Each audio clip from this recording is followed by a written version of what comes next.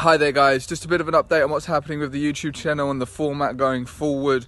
So as the YouTube channel only needs one more strike before it's permanently deleted, we're going to do everything we can to not make that happen. So anything that is too spicy for YouTube, any content, what we're going to do is just going to clip it and make it safe, a safe version for YouTube, and the full version will be on either TheGreatReopening.com, that's the-great-reopening.com, or on BRANDNEWTUBE with the same handle as the YouTube. It's just The Great Reopening, all one word. You'll find all the full feature-length content on either those two platforms. So for example, there's an interview that this update's going to get posted on after, and it's just a 5-minute segment of a really amazing interview with this really amazing woman called Rhiannon Griffin, but we talk about stuff that wouldn't be allowed on YouTube. So this short little clip will give you a taster, and then if you want to see the full thing, you can head over to our website, and the links will be in the description. But yeah, thanks for tuning in guys, and we're back and we're going to keep going, and lots of content to come. So yeah, check out this interview with Rhiannon and we'll keep the fight going. Thank you very much.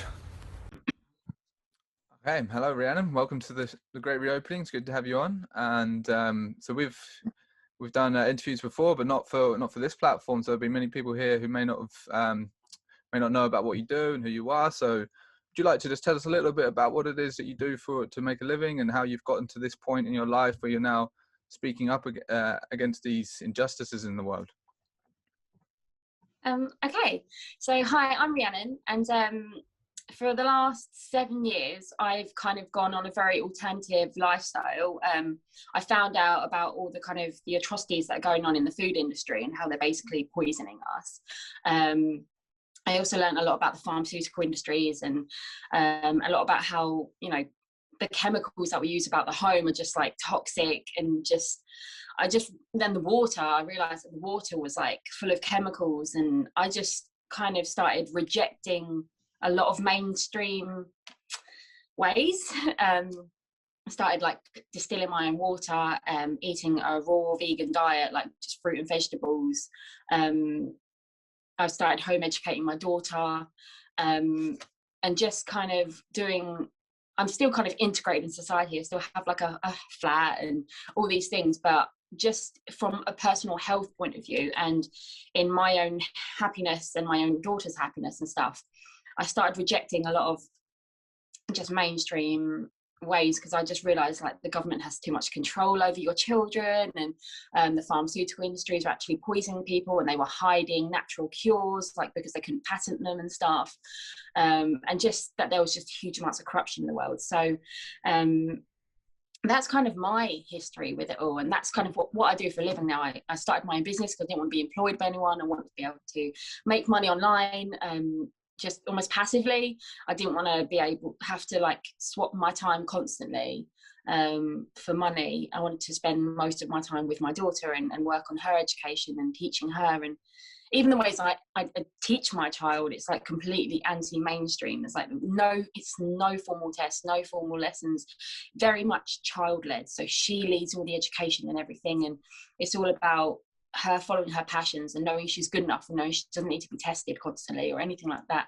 And she's amazing, and she's like my pride.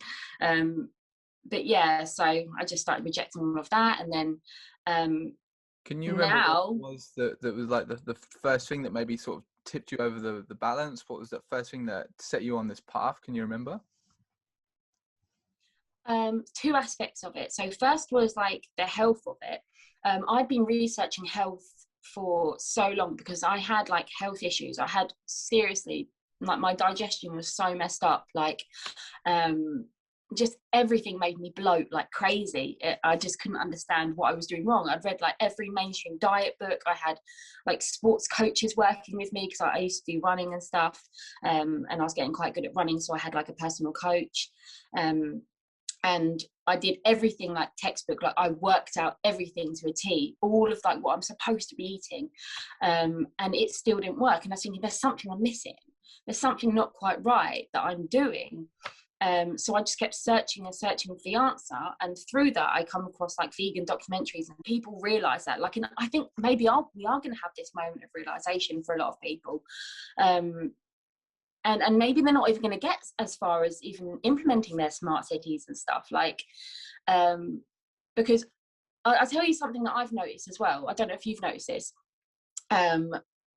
During the whole year, I keep thinking, right, this is going to be it. This is going to be the big moment. Everyone's going to realise that, you know, we were right, if you like that, you know, your conspiracy theorist friends were actually like onto something.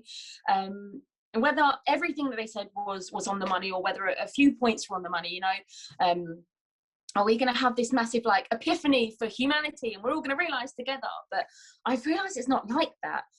It has to come from within you. Like, your decision over your life and your body has to come from within you. Like, the mainstream media is not going to turn around and go, oh, take your masks off, everyone, or like, oh, guess what, they're all like, you know, bamboozling you or nothing. Like, it's not going to come from these outward mainstream media. It has to be like a switch that you flip yourself. And that's amazing, because that means that this society that we're going to build, this, you know, this new beautiful people-based society, it's gonna have people who come from a very self-governing perspective.